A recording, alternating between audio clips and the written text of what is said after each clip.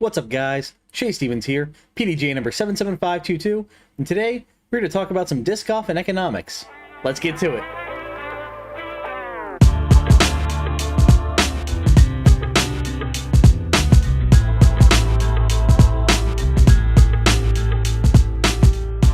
Those who know me know I work IT support for a school. By education, I have a master's degree in education and a bachelor's in history. My original plan was to be a teacher. And then to just nerdy passions, aside from disc golf, I love economics. My biggest regret in college was not the night that I did 4 consecutive shots at Bacardi 151, but that I waited so long to take my required economics class. Shout out to Dr. Lisa Wilder, if by chance you are watching this for some strange reason. Awesome teacher, just made economics fun and really got me interested in it. Had I taken that class sooner, I probably would have either double majored or just straight up changed my major to economics. That's how much I loved it. Since then, I've studied it, just as kind of like a hobby. And I really apply that philosophy to all my aspects of life, my job, in disc golf. And it's just something cool that, when I look at the disc golf world, everything from, shot selection on the course to the business side of things. I always view it through an economic lens. And right now, guys, there's an old adage, may you live in interesting times. It's more of a, a cheeky insult. We are living in interesting times. The economy right now is not doing that great. If you think otherwise, I have some 101 literature for you. It's really bad. It's the best way to describe it was the economy was roaring, like a fully loaded freight train going full speed down the tracks, and we aggressively pulled that brake handle back. A lot of the carts up front took damage. The ones at the back flew off the track. And now that things are, starting to loosen up and get rolling again, we still got to put so many carts back on the track and get everything moving smoothly. It's going to take a long time, so we are far from normal. So in this talk, I kind of want to look at the disc golf world through an economic lens, and I'm going to look at the retail side, the manufacturer side, and the consumer side, us, just to see what's happening and what are some of the effects we have on the system as it currently is.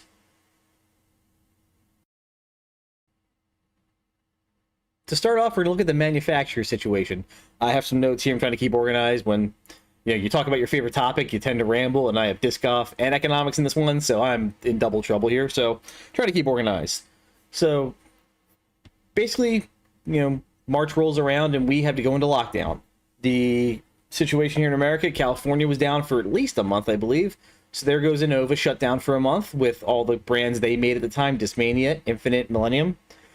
Michigan locked down hard. They were like a 2-month lockdown, so there goes Discraft MVP.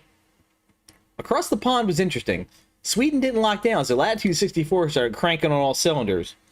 Problem was, they were going, but shipping was ground to a halt, so how do you get product in? I remember, DD was struggling to keep stuff stocked here. They talked about how 90% of their shipping used to be by boat and 10% by air. And I think they switched over to 100% air models to try and get product in. And that, of course, happened when, travel restrictions were lifted. There was an issue, though, for Latitude 64 that would eventually hit us, too, was material. I don't know if you guys remember, there was a crazy day where oil was trading for negative $35 a barrel. So what that means is, really simplify the oil market, is when you buy barrels of oil, at the end of the exchange day, you are responsible for storing them, shipping them, whatever. You have to take them. So what happened was a bunch of people, they were buying up oil, and then, the world was shut down. They realized, oh, I can't get this to my storage facility, or I can't get to the refinery. I don't know what to do with it. And they got so desperate, it got to the point where people were like, I will pay you $35 to take this barrel of oil off of me, so I'm not responsible for it. So obviously with a market like that, oil production pretty much ground to a halt for a while. And as you know, plastic is a byproduct of oil. So all the supply around, from gasoline, which wasn't being used that much, but everything else, they stopped making it. Plastic was very interesting because it's needed for all the PPE they made, the face shields and such. So all that raw material was getting eaten up, and they didn't make there wasn't any fresh oil coming in to be produced and refined. So what happened, unfortunately, was when things did open up here, everyone put in rush orders to the manufacturers to stock them on discs, and eventually they ran out of material. MVP saw the storm coming, to their credit, and in like January, February, purchased a ton of raw material just to have it. But I think it was about a month ago they released a statement saying they've burned through their reserves now, and it's a 6-month lead time on plastic material, meaning you order it and you get it maybe 6 months later if you're lucky. How do you plan for that? What's the logistics? That's such, it's got to be so hard to plan your production schedule with that ridiculous amount of lead time. So, like I said, when lockdowns went into effect, disc golf companies saw all these new players coming out. They went out to the park for the first time in years probably, and then saw some people throwing weird round things into deer feeders or whatever, and thought it was the coolest thing on earth and wanted to try it.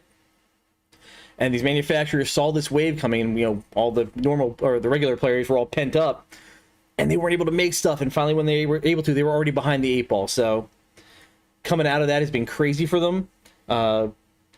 On top of that, shipping again. I talked about international shipping, but even now just local shipping is crazy. I believe FedEx is close to diverting 1 million packages a day, meaning like if they ship to Philly, they don't have any drivers in Philly to ship. So the storage facility in Philly is completely full. They need to divert that stuff to somewhere else just to put it until they can deliver it. It's nuts. And that's, again, increasing costs because they're driving stuff all over the place and not delivering it. And it's costing the company money, which is causing them problems. The United States Postal Service announced, I believe, as of October, they were slowing down. So like everything was getting like a 2-day addition to what it usually ships. Rates were going up, and some friends in the Postal Service have said you could be looking at like 4 to 5 week wait times when the holiday season hits, and that's kind of crazy to think about. So that's the issue. Shipping wise, is them again getting stuff in and then getting it out to the to the retailers. It's crazy.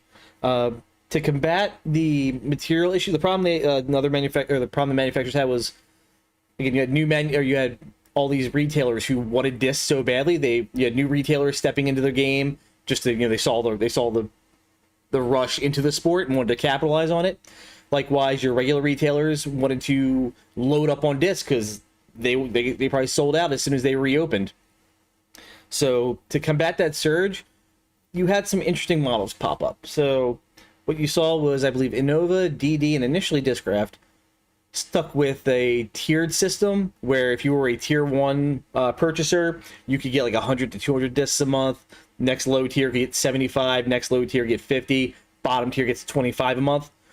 Because I think it was Discraft who got in some hot water and didn't deserve it, but like, a brand new company, XYZ Disc Golf, ordered a ton of discs from them, and then when your Joe Schmo Disc Golf, who has been your retailer for over a decade, loyal to the brand, really supportive, goes to order, there's nothing there for them, and they're like, hey, we've been supportive of you all these years, why aren't you taking care of us? So that was one way to combat that.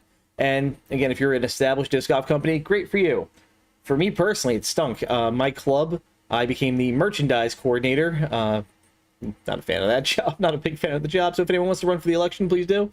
It was my job to keep the store stocked. So we got our discs through Discs Unlimited, which is a wholesale company. The nice thing was I could just order every single brand from one site and get all our stuff. On January of 2021, they sent out an email saying, hey guys, we are no longer fulfilling wholesale because we can't get enough discs in to fulfill the orders.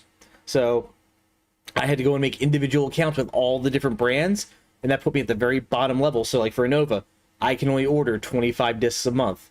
DD, I can only get 25 discs a month. That's really hard to sustain for us, even though we've bought thousands of dollars of these companies' product before. That's where I'm stuck at. So you have that model. The other model then is Discraft kind of had to shift with their production to kind of the mystery box deal, people called it, where you just got on a list and every month they would invoice you and send you 100 discs in a box, and it was just 100 of whatever they had.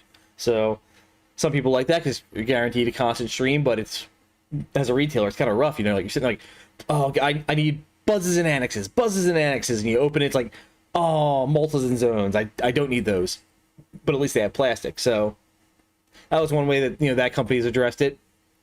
Not sure if they're still running that model though, but it was an interesting approach.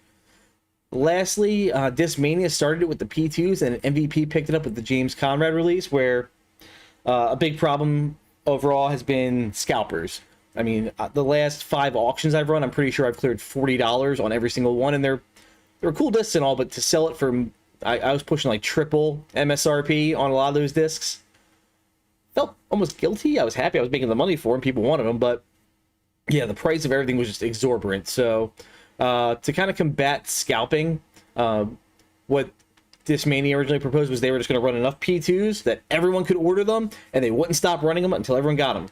Really cool. MVP did the same thing with the James Conrad release with the Nomads, and while that's great for the fans, we're going to get our stuff, it's really rough on retailers and also on the company itself, because presumably MVP ran a ton of those discs. We'll say they ran 4 million James Conrad Envies. And they said, okay, we're going to run them until you want them, or until you're done, guys, and then we're going to stop. The demand from everybody being pent up, on top of retailers probably trying to recoup some losses by ordering a little more, leaning a little bit heavier, just to make sure they don't have empty shelves. We probably doubled or tripled that order. I believe they actually formally announced MVP and the James Conrad release sold, I think it was more discs in just that one release than all of 2020 combined. That is insane. But from the manufacturer perspective, it's crazy, because now they made enough. They figured, okay, we might have to run a little bit more. They probably had to run machines for weeks to fill that order now, to fulfill that promise, which in turn, like, okay, we're going to run signals in 2 weeks. Now we're running signals in 4 weeks, and whatever the heck was that. Everything gets bumped back. And then likewise, they told the retailers, hey guys, we're going to have the stuff out to you 6 weeks tops. We'll get everyone will have their stuff. That realistically probably pushed to 8 to 12 weeks. And the problem there is they probably get flack because they're just sending out orders. Whoever got their stuff in first gets their stuff first. So all the retailers who got their stuff first, again, everyone's like, oh, they finally got them. Yeah, I have a pre-order with this guy, but I'm going to go buy some from him. And they sell it. They sell all their stuff. Guy at the end of the line, sells his pre-orders, gets them out, and then might have ordered a ton of extra discs, and he's stuck holding the bag now. And now you have them chirping at MVP saying, hey, you guys took so long to ship to me. What's the deal? So it's got to be a stressful time to be a manufacturer. It's like a great problem, you'd say, all the demand there, but trying to find equilibrium with all these things working against them has got to be stressful. So that's kind of like, this has been like the manufacturer perspective. Next, let's look at this from the retail perspective. It's my own personal opinion. The retailers have probably had it the worst throughout this whole situation. They have all the troubles of a buyer and a seller. They buy from the manufacturer and they sell to us. So they get a mix of problems. And honestly, that first 1 to 3 months of lockdown, depending on where you were and your regulations, had to be terrifying. If you were a disc golf company and that was your main source of income, it had to suck. Just seeing this rush on the sport, all these new players, all the other players getting out and really investing into the sport, and you weren't able to supply them. The big box stores were able to, sell them Franklin discs and whatever because they were essential. But we get into that debate in another video, probably not on this channel. And you were stuck. When your doors opened finally, you probably, almost got trampled over by new customers, because I saw all the stores around here sold out instantly. People want, either new players want to get their hands on some good plastic, or your regulars wanted to restock up because you never know, you might get locked down again. And they had to make sure they had what they need. And then you would go order from your manufacturer. I gotta stock up. And you might have gotten your first set of orders in, awesome.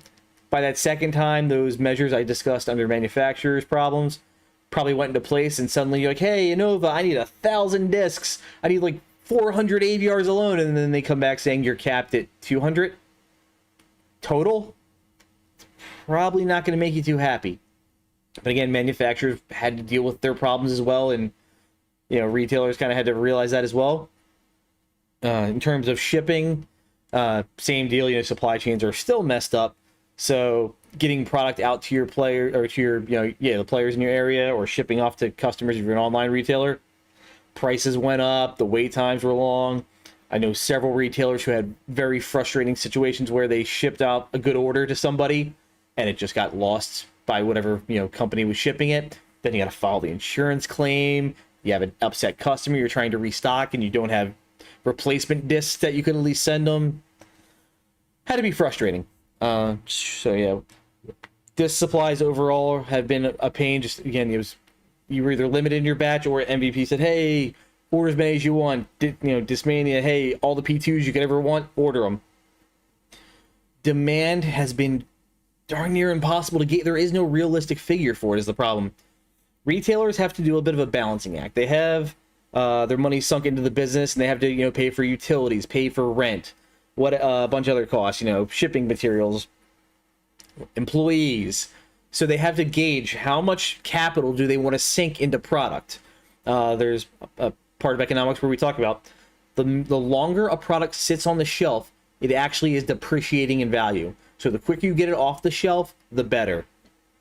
So they probably have these numbers where a nice thing to do is pre-orders. It's an old tradition where basically there'd be a release of something and the retailer would say, hey, doing a pre-sale, I can go in as a customer, buy my disc ahead of time. It's usually a blind pre-order. Some retailers are cool and will do like, hey, give me your 3 favorite colors, give me your 3 most hated colors, and they'll do their best to accommodate you. Now, what that does, it gives the retailer, one, they know there's no depreciation. The minute they get the disc, they throw it in a box, send it off to you, full profit made. If the pre-sale goes really well, they'll know, hey, I put this pre-sale up, within 3 hours, it completely sold out. So I know people want this disc. I'm going to order, I had 50 up for pre-sale. I'll order 30 more on top of that. And I'm sure, walk-ins will want it, or one of the guys who pre-sales is going to like it and they'll come back to me for it. With the insane amount of demand from players, there's no way to gauge it. So a lot of companies, or a lot of retailers wanted to lean in hard and be like, hey, pre-order on 100, and that thing probably sold out in an hour. Like, okay, I want to order 200 of these discs. And again, if they were able to, yay. If not, it was really hard for them to figure out how to meet demand. There was a big video from Foundation where they did a pre-sale, and because of just limitations, they pre-sold, I think they pre-sold 100 discs, and then they only got 75 of them in their shipment, and the rest were back ordered. And they're sitting there going, okay, we promised another 25 people discs and we don't have them. What do we do? And that puts them in a bad light, and probably cause some tension there. So another issue too is with that prolonged schedule, or they're going to run the discs until demand is met. Basically, if all the retailers go heavy in there saying, hey, I need to make sure I have, shipping times have already been pushed back, so they might sell out, and again, the shelves are bare. What's the point of opening your shop if you don't have discs to sell? So they might lean in heavy on, I'm going to go even deeper into my order, try to get as many as I can, just so I have shelf stock. Now, what happens if all the retailers do that? That pushes MVP shipping time even further back, or production time gets extended. So you get your stuff even later and later and later. We've seen it now in a couple of the runs where what happens when the companies that get all their stuff first, they sell out their pre-orders and they sell out all their stock. By the time you get to the end of the line, these guys sell their pre-order and they put their 200-300 discs up, and no one buys them because everyone went to the guys who got their stuff first and bought stuff. So this guy is now left holding the bag, and all his a bunch of his capital is sunk into discs that might not move for a while. I'm tapping the Hex here as an example. It's a mid-range. You typically don't lose those too much, so hopefully some autumn leaves eat some for those retailers so they can push what's left in their inventory. But if again, we're in a rough economic time. If you put your capital, if you go too heavy into something and it doesn't turn a profit for you, you might not have the money to keep your company going for the next month. So it's a real scary time for the retailers, guys. So again, if your retailer hasn't gotten his stuff yet, be understanding of that. The last group is an interesting group. It's us, the consumers. So let's take a look at that. So as I said, it's time to talk about you, the consumer. Me as well. I'm a consumer. I buy a ton of products. So guys, I feel like the consumers just don't understand how much power and influence over the market we have. With all that power comes great responsibility. Thank you, Uncle Ben. Our dollar has so much weight, and we have been throwing that around for a year now and not understanding the influence we're having. So lockdown hit. We were stuck inside or went out to the parks. I know PDGA asked us to not go to the disc golf courses, and a good number of us did, and an even larger number of us probably didn't. And then we had all the new players hitting the parks too, so when things loosened up and our retailers opened back up, we kind of panic bought. It was kind of the equivalent of the whole toilet paper, fiasco. What happened when you had new players coming in to buy discs for the first time from a retailer, and then we kind of said, hey, those new people are taking our discs. We need to go buy them first. A lot of us probably didn't need the discs. Maybe maybe we needed some replacements, but we were kind of scared. We might have gotten locked down again, and we needed to be supplied. So we drained our retailers, which was initially cool. We recouped their losses from being shut down. They put in big orders to the manufacturers. Maybe got that first hit. After that, though, we essentially helped strain the manufacturers who couldn't keep up. So then they had to put those systems in place to limit what was coming out, so they could try to get back to equilibrium, which in turn put strain on the retailers. And we never stopped our demand, though. We either went to new sources, started Google Disc Golf Store and go to like the third and fourth page on Google. Start hunting for places no one looks for stuff before. I might have found a place in Canada hooked me up on some stuff. You might have gone to the buy, sell, trade pages for your favorite brands, and I'm seeing discs there go 3-4 times their normal value, even if they're used, just because people want discs. Our demand is crazy. So that surge was just nuts, guys. And our demand is really causing headaches. So it's something we need to be aware of. We're influencing our retailers, how they purchase. They're trying to meet our demand, and it's way high up there. So it's something you just look at. I mean, I'm guilty of it myself. Looking over there, I have a stack of 7 James Conrad commemorative envies. I have like 5 more on my shelf. Why do I have that many Electron envies? I don't need them. You've seen my videos. I have a rack of throwing envies. I have a rack of collector envies. I have enough envies to carry out my disc golf career and probably be buried in a casket made of melted down envies if I so choose. I'm good. But I was kind of, like, oh, I always need envies. I always need envies. I bought them and I don't really need them. So, bad on me. But again, I put strain on a retailer who then had to go off. I took them off their shelf, and now they feel pressure to fill that shelf slot to make sure that somebody else can get their product.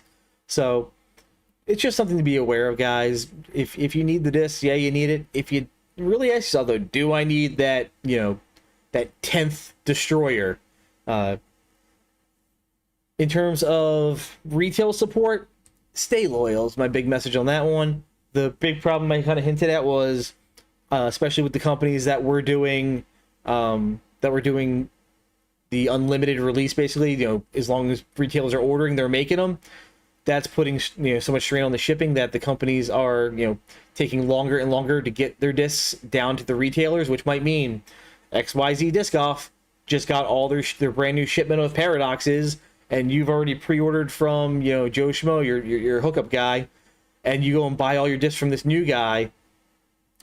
Joe Schmo was hoping that you'd come back and buy another one or two, and now you're leaving him, holding all this, plastic that holds the capital and depreciating. So take care of your guys. I mean, it's kind of the message overall for this whole crazy pandemic. Alex Burgess, the community outreach director for MVP, it's probably not the proper title, but he's the community guy helping running the fan page. His overall, his token phrase is just be excellent to each other. So my advice, guys, to help get this situation as close to normal as possible in the quickest amount of time is be excellent to each other. If you don't overbuy stuff, support your local retailer. And this just goes overall, because if you think this is just exclusive to Disc Golf, you're so wrong. I mean, I try my best to take care of all my restaurant people in the area is one of the things I look at. My local barbecue place isn't selling chicken products anymore because they can't get it. And they stopped selling beef because the price became so ridiculous, no one would buy it, and the food went to waste. They had to end up, because of the cost of beef, I think their brisket sandwich went from $9 to $28 for a brisket sandwich. It's crazy, and I can't blame them. They basically can't get the product, and they can't sell it, and then they can't sell it. So, gotta be understanding, support as you can, and do your best to kind of look at your own spending habits and understand, how are you throwing your weight around? How are you influencing the business around you? You might think, oh, I'm helping them just by buying so much, and you might just be tapping a system and taking from it. at a rate that it can't replenish, and that is going to cause problems. So again, not chastising. I'm just trying to help you guys understand kind of the situation the whole world is in, not just the disc golf world, and hopefully give you some understanding and help you realize, how we can, in our own way, help get things back to normal. So this has been my little TED Talk on economics. I hope it wasn't too terrible. I do tend to ramble on these things, because I love them, and I got disc golf and economics in one talk. This is awesome, and I hope you guys enjoyed.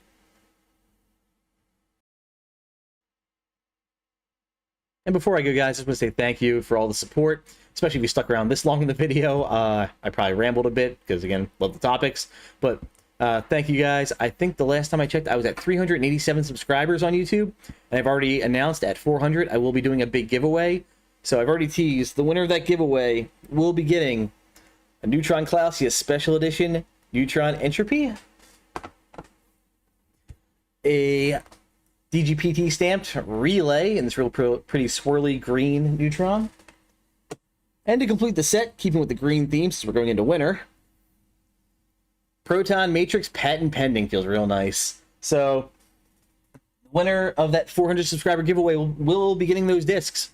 But first, we got to get there. So if you can, like the video, share it out to your friends, help me get to that goal, and I'll announce the giveaway and how you can win.